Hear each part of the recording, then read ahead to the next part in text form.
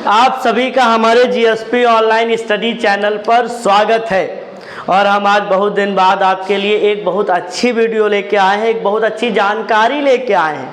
और जानकारी ये है कि आज के बढ़ते दौर में, आज के सब भागते दौर में, आज के प्रेजेंट टाइम पे अगर देखा जाए तो जो तुमने सुना होगा डायबिटीज़, क्या सुना होगा? डायबिटीज़ का बहुत नाम सुना होगा, सारे नामों से जानते हैं डायबिटीज़, या इसी को हिंदी में मधुमेह भी कहते हैं। क्या कहते हैं? मधुमेह।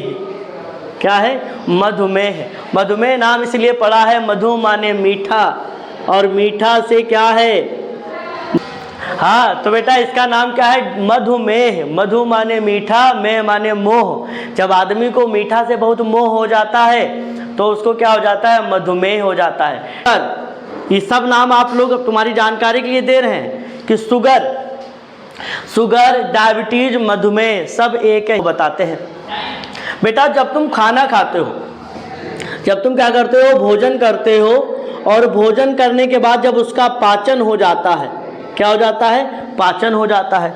तो जब भोजन का पाचन हो जाता है तो हमारे शरीर में जो रुधिर है, क्या है?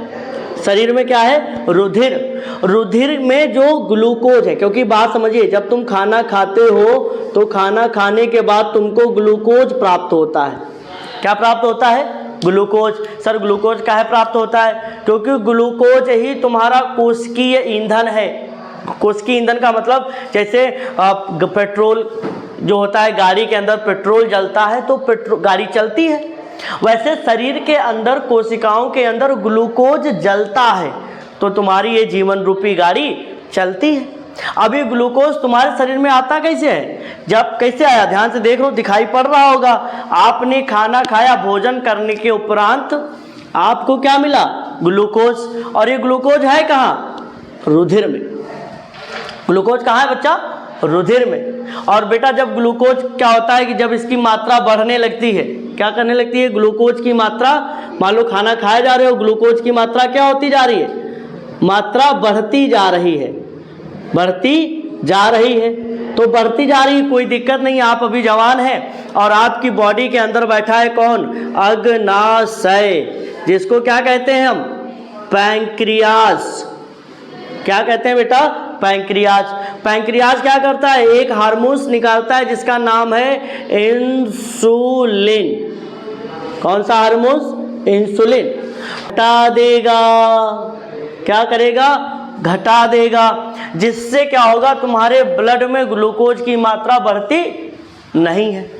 अब मेरे कहने मतलब है, तुम भोजन करें, भोजन करने के बाद तुम्हारे ब्लड में ग्लूकोज का लेवल बढ़ा, और ग्लूकोज के लेवल को कम कौन कर देता है? इंसुलिन।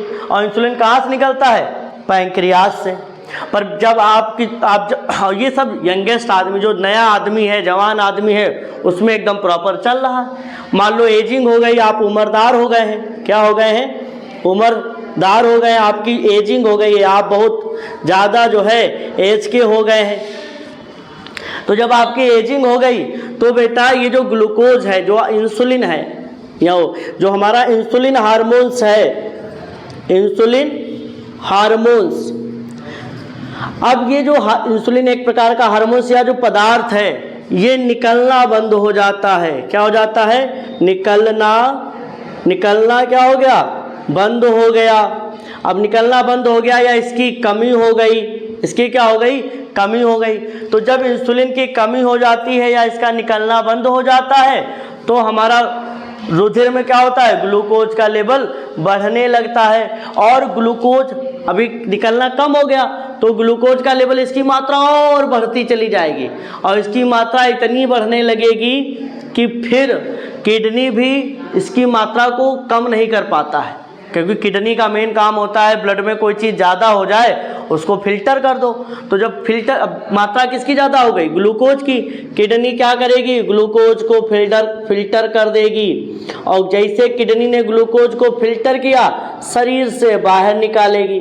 क्या करेगी? शरीर से बाहर। और बाहर कैसे निकलेगा? यूरिन के रूप में। अर्थात यूरिन मतलब पेशाब। किडनी शरीर से बाहर क्या निकालता है? पेशाब। और इसी पेशाब में आने लगेगा क्या? ग्लूकोज। अब बेटा क्या हो गया? मधुमेह। ऐसे ही वीडियो देखने के लिए हमारा चैनल सब्सक्राइब करिए और बताइए कैसा रहा।